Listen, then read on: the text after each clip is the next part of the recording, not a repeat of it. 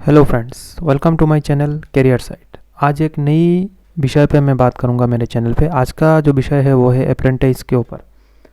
Apprentice पे मैं जो बात करने वाला हूँ वहाँ पे तीन चीज़ पे बात कर रहा हूँ। व्हाट इज़ अप्रेंटिस, क्या है वो चीज़ें, किसके लिए वो मतलब बेनिफिशियल है, एंड किसको ये करना चाहिए। ठीक है, इस पे मैं बात करूँगा आज। तो गाइस, ये अप्रेंटिस है क्या, शुरू करते हैं इस बात से। तो अप्रेंटिस नॉर्मली होता यूँ है कि किसी भी इंस्टीट्यूट पे, किसी ऑर्गेनाइजेशन पे बोल देता हूँ, किसी भी ऑर्गेनाइजेशन पे आपको मतलब वो समय समय पर कॉन्टेक्चुअल बेसिस पर कुछ जॉब मतलब जो जॉब के लिए वो वैकेंसी छोड़ते। वहाँ पे मतलब नॉर्मली होता है कि आपको काम सिखाया जाता है, इवन काम कराया भी, मतलब दोनों ही एक साथ करेंगे उन लोग। तो वो बीच बीच में छोड़ा जाता है उन लोग के द्वारा। तो वही है, मतलब वहाँ पे जाके काम करना है करीबन 6 महीने, एक साल, 2 साल के लिए आपको कॉन्टेक्चुअल बेसिस पे लिया जाता है। ठीक है, इवन कभी कभार ऑर्गेनाइजेशन पे आपको उस समय मतलब पैसा भी, मंथली पैसा भी दिया जाता है, और कभी कभार पैसा दिया भी नहीं जाता है। नॉर्मली पैसा देते हैं, तो वही है मतलब कॉन्टेक्चुअल बेसिस पर। ठीक है, आपको ट्रेनिंग प्लस एक तरह से कह सकते हैं नौकरी। ठीक है, दोनों ही एक साथ, मतलब एक ही बात है, नौकरी पे ही रख रहे हैं या फिर आपको ट्रेनिंग टाइप कुछ दे रहे, वही है अप्रेंटिस में किसी भी जॉब में। ठीक है, अब इसका बेनिफिट्स क्या होता है। बेनिफिट्स की अगर मैं बात करूँ ना, तो बेनिफिट्स जो है इसका जो है, अब अगर मैं बात करूँ बेनिफिट्स की, तो इसका बेनिफिट्स में बात करते हैं। तो बेनिफिट्स यहाँ पे ऐसा है कि जैसे कि आपने यहाँ पे ऑब्वियसली जॉब किया है, तो इसमें क्या होगा, आपका एक एक्सपीरियंस हो रहा है। यही एक्सपीरियंस आपका आगे जाके काम आएगा। जैसे किसी भी प्राइवेट, और बेसिकली जब प्राइवेट ऑर्गेनाइजेशन पे काम करने जा रहे हो, तो ऑब्वियसली इस ऑर्गेनाइजेशन पे काम करके जो पर्टिकुलर जिस जॉब के लिए, जैसे एग्जांपल एक पकड़ लेते हैं, अभी नया रिक्रूटमेंट आया है सेंट्रल बैंक ऑफ इंडिया से, जहाँ पे करीबन 1 साल के लिए आपको मतलब रिक्रूट किया जा रहा है कॉन्टेक्चुअल बेसिस पर। तो यहाँ पे हुआ यूँ कि मतलब वहाँ से ऑब्वियसली एक्सपीरियंस सर्टिफिकेट आपको मिलेगा कि इतने साल पे आप काम किया है। ठीक है, एक साल के लिए काम किया है, तो जब आप निकलोगे तो एक सर्टिफिकेट मिलेगा। ऑब्वियसली किसी दूसरे, आप यही सर्टिफिकेट तो लेके जाओगे, यहाँ पे एक्सपीरियंस सर्टिफिकेट हुआ, किसी दूसरे ऑर्गेनाइजेशन पे आप जा रहे हो, तब ये सर्टिफिकेट बड़ा काम पे आता है। ठीक है, आप कह सकते हो कि देखो यहाँ पे मैंने काम किया है, ऐसा एक्सपीरियंस है आपका। ठीक है, प्राइवेट में किसी भी इस ऑर्गेनाइजेशन में काम, किसी भी ऑर्गेनाइजेशन पे, मैंने जैसे एग्जांपल के लिए सेंट्रल बैंक ऑफ इंडिया पकड़ा है अभी, क्योंकि अभी नया रिक्रूट आया है इसलिए मैं कह रहा हूँ।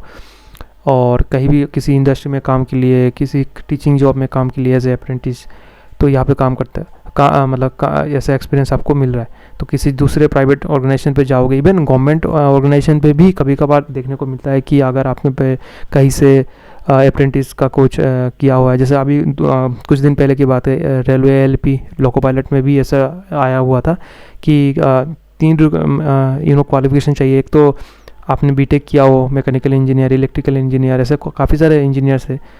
इसमें से अगर किया हो बी फार्म कह रहा हूँ मैं, बीटेक किया है आपने, या फिर आपने डिप्लोमा किया है, और जो आईटीआई वाला डिप्लोमा हो गया, ठीक है, उसमें किया है किसी कोर्स में, इलेक्ट्रिकल, मैकेनिकल, बहुत भी काफ़ी सारे ऐसा वैकेंसीज आया है। एंड थर्ड, अप्रेंटिस कहीं पे किया है आपने, ऐसे ही रेलवे में कहीं पे अगर आपने किया है इन चीज़ों पे, जैसे मैंने मैकेनिकल, इलेक्ट्रिकल, काफ़ी सारे ऐसे चीज़ें था वो क्वालिफिकेशन, तो वहाँ पे भी काम आता है। ठीक है, मतलब इस तरह के अप्रेंटिस मिलता है ना। जैसे अभी कुछ दिन, बहुत पहले की बात है, यहाँ पे रेलवे से भी छोड़ा गया था, तो अभी यही अप्रेंटिस क्या काम आ रहा है। ये नया जो रिक्रूट आ रहा है, ये एलपी में, एलपी रिक्रूटमेंट कुछ दिन पहले हुआ था, तो यहाँ पे काम आता है। तो ये बेनिफिट्स तो आपको मिलेगा, एक एक्सपीरियंस सर्टिफिकेट, 100 बातों की एक बात। अब बात करता हूँ मैं किसको करना चाहिए। देखिए, अप्रेंटिस का जो प्रोग्राम्स है ना, ये अगर आप सरकारी नौकरी के लिए कर रहे हो ना, नॉर्मली जैसे कि किसी भी, जैसे बैंक में आप करना चाहते हो, सरकारी बैंक में, या फिर एसएससी की जॉब, या फिर इवन अभी जैसे बात करें रेलवे एलपी में काफ़ी रिक्रूट आया है यहाँ पे। ठीक है, तो इसमें ना इतना कुछ प्रॉफिट नहीं आता। देखो, आप अगर आपने आईटीआई कर लिया, या फिर आपने सिर्फ एक चीज़ पकड़ता हो, जैसे अभी नया रिक्रूटमेंट की बात कर लो, रेलवे एलपी में पोस्ट में आया, तो यहाँ पे आप क्वालिफिकेशन देखो, बीटेक होने से हुआ, अगर बीटेक कर लिया या फिर आईटीआई कर लिया, ठीक है, वो करने से होगा। इसके लिए अलग से अप्रेंटिस का मुझे नहीं लगता, फालतू का डिग्री, फालतू का एक्सपीरियंस सर्टिफिकेट लेके कोई लाभ नहीं है। इवन अगर आपने जैसे अभी नया रिक्रूट, थोड़ा समय पहले और एक बात कर रहा था, सेंट्रल बैंक ऑफ इंडिया का भी नया रिक्रूटमेंट हो रहा है। अगर आप वहाँ पे कर रहे हो 1 साल तक, ऑब्वियसली किसी ऐसा भी कभी कभार जॉब में आता है, इवन बैंक में भी देखा गया है कि यहाँ पे क्वालिफिकेशन बताया जाता है कि आपका graduation in any discipline plus अगर कहीं पे अप्रेंटिस किया है, तो ये बड़ा रेयर, मतलब रेयर केस में देखा जाता है। प्लस इनका वैकेंसीज भी बड़ा कम निकलता है अगर ऐसा क्वालिफिकेशन दिया जा रहा है। और यहाँ पे लगभग ना ऐसा देखा जाएगा 100% में आपको सरकारी जितने भी अप्लाई है ना, इसमें देखने को मिलता है जो नॉर्मल डिग्री है सबका, मतलब सब लोग अप्लाई कर सकते हैं। ऐसा नहीं जो जिसने अप्रेंटिस किया है उसको मतलब कर सकते हैं। जैसे कि नॉर्मल आप देखो किसी भी बैंक में आप देखोगे कि स्केल 1 ऑफिसर के लिए अगर रिक्रूट किया जाता है तो वो जाए बोलेगा आपने अगर ग्रेजुएशन इन एनी डिसिप्लिन किसी भी डिसिप्लिन पे अगर आपने प्रोग्राम्स किया है, नॉट प्रोग्राम्स किया है, मतलब किसी भी डिसिप्लिन में आपने ग्रेजुएशन किया है तो आप अप्लाई कर सकते हो।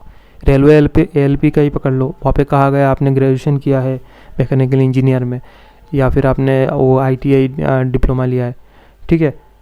अप्रेंटिस तो थर्ड में आई थिंक आता है, उतना वोटेज नहीं है, और कितने लोग भी कर लेंगे यार रेलवे एलपी में अप्रेंटिस का, ठीक है। तो इसना करके भी लाभ नहीं है। नॉर्मली देखो जितने भी स्टूडेंट होंगे ना ग्रेजुएट इन एनी डिसिप्लिन, वो बहुत ज़्यादा होते हैं, ठीक है। और रेलवे में या फिर किसी भी सरकारी चीज़ में ना इतने एक्सपीरियंस का उतना भाव नहीं होता है उनका। बस ऐसा ही है कि एग्ज़ाम्स होता है, प्रीलिम्स में इसका होता है, बस उसके बाद आपका रिक्रूटमेंट होता है मेरिट लिस्ट के अनुसार। है सब एसेंशियल क्वालिफिकेशन इतना कुछ खास मतलब ऐसा तो नहीं कि ऐसा तो खास बेनिफिट्स नहीं होता, लेकिन उतना भी कुछ खास नहीं होता। बैंक में कभी कभार होता है, क्योंकि बैंक में होता क्या है मैं आपको बता दूँ, सरकारी बैंक की बात करता हूँ, उनका प्रीलिम्स, उसके बाद मेंस, उसके बाद इंटरव्यू सेक्शन, पर्सनल इंटरव्यू होता है उनके सामने, कुछ पैनल मेंबर रहेंगे। तो उस समय होता क्या है, आपने अगर कुछ एसेंशियल क्वालिफिकेशन मतलब एक्सपीरियंस सर्टिफिकेट आप उनके सामने अगर रख पाओगे ना तो काफ़ी मतलब मददगार होता है, ठीक है। तो इसलिए अगर सरकारी नौकरी के लिए अप्लाई कर सोच रहे हो, सरकारी नौकरी के लिए आगे जाना है, तो इनको तो बिल्कुल भी इस अप्रेंटिस के लिए जाना ही नहीं चाहिए।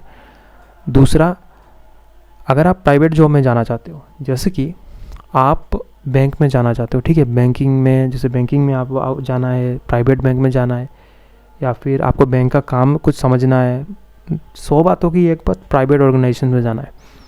अगर आप प्राइवेट ऑर्गेनाइजेशन में जाना चाहते हो, सिंपल एक बात, आप अप्रेंटिस ज्वाइन करें, क्योंकि इसमें बहुत सारे एक्सपोजर मिलता है। फ़िलहाल फिर से मैं वही एग्जांपल पकड़ता हूँ, जैसे कि सेंट्रल बैंक ऑफ इंडिया से अभी नया रिक्रूटमेंट हो रहा है अप्रेंटिस के लिए। ऑब्वियसली आप यहाँ पे कोई एक्सपीरियंस मिलेगा, वही एक्सपीरियंस जाके मान ले किसी और बैंक में, आप प्राइवेट बैंक में अप्लाई कर सकते हो, जैसे कि HDFC बैंक, ICICI बैंक, इस तरह के बैंक्स में अगर अप्लाई करते हो तो काफ़ी ज़्यादा मतलब आपको क्या है बेनिफिट मिलेगा, कि उनको पता है कि मतलब देखो इसका एक्सपीरियंस है। जब रिक्रूटमेंट प्रोसेस में आएगा ना तो ओबियसली उनको पता है कि इसके ऊपर कम ट्रेनिंग के समय इसको कम एनर्जी लगेगा इसको समझाने में, तो ओबियसली आपको अलग सा एक एज मिलता है दूसरों से, ठीक है। तो इनको तो बिल्कुल करना चाहिए प्राइवेट में अगर आपको आगे बढ़ना है ऐसा। तो सिर्फ बैंक के लिए नहीं, कई इंडस्ट्री में भी अगर अप्रेंटिस का कुछ आता है तो वहाँ पे कर लो। उसके बाद इसका एक्सपीरियंस सर्टिफिकेट आप किसी और इंडस्ट्री में अगर दे के आपको घुस सकते हो, ठीक है, एक्सपीरियंस सर्टिफिकेट की तरह काम करेगा। तीसरा वो लोग होंगे जो मतलब मान के चलो कि ऐसे लोग नहीं होते जो जैसे कि जॉब ढूंढ रहे हैं, वो आप दे नीड सम जॉब, ठीक है ना, ऐसे ही कुछ समय के लिए जॉब करना चाहते हो, प्लस एक्सपीरियंस भी हुआ और एक पैसा भी मिल रहा है, तो इनको भी ज्वाइन करना चाहिए। जैसे कि अभी एक एग्जांपल के तौर पे कहता हूँ मैं, जैसे कि किसी भी इंडस्ट्री में, हाँ आपको मतलब अभी ऐसा जॉब के लिए ऐसा कुछ चाहिए नहीं, किसी दूसरे के लिए आप प्रिपरेशन कर रहे हो, जैसे घर में हो, लेकिन आपको एक छोटा सा पार्ट टाइम जॉब या फिर कहीं पे भी जॉब एक चाहिए, लॉन्ग टर्म में आप नहीं करोगे, मान ले 1 साल तक वो करना है, तो इस तरह की ऑर्गेनाइजेशन पे आप घुस सकते हो। एक नॉलेज भी मिल रहा है, एक्सपीरियंस भी मिल रहा है, ऑब्वियसली पैसा भी मिल रहा होगा कहीं ना कहीं। कभी कभार जैसे अभी जो नए रिक्रूटमेंट आया है सेंट्रल बैंक ऑफ इंडिया से, यहाँ पे 15,000 भी दिया जा रहा है, ठीक है, तो ऐसे मिलता है। तो तीनों चीज़ एक साथ मिलता है, तो इनको भी करना चाहिए। अदरवाइज़ अगर आप सरकारी नौकरी के लिए अप्लाई कर रहे हो, सोच रहे हो सरकारी बैंक में, सरकारी ऑर्गेनाइजेशन में जाना है, तो ये सब अप्रेंटिस करके अपना समय मत गंवाइए, ठीक है। तो यही था आज का वीडियो। हो सकता है आपको अच्छा लगे या फिर अच्छा ना लगे, जो भी लगा हो अपने मेरे जो कमेंट्स है इसमें ज़रूर से बताइएगा। और आपका अगर कुछ और पॉइंट्स आप जुड़ना चाहते हो तो आप इसमें ऐड कर सकते हो। Thank you for watching my video. Thank you.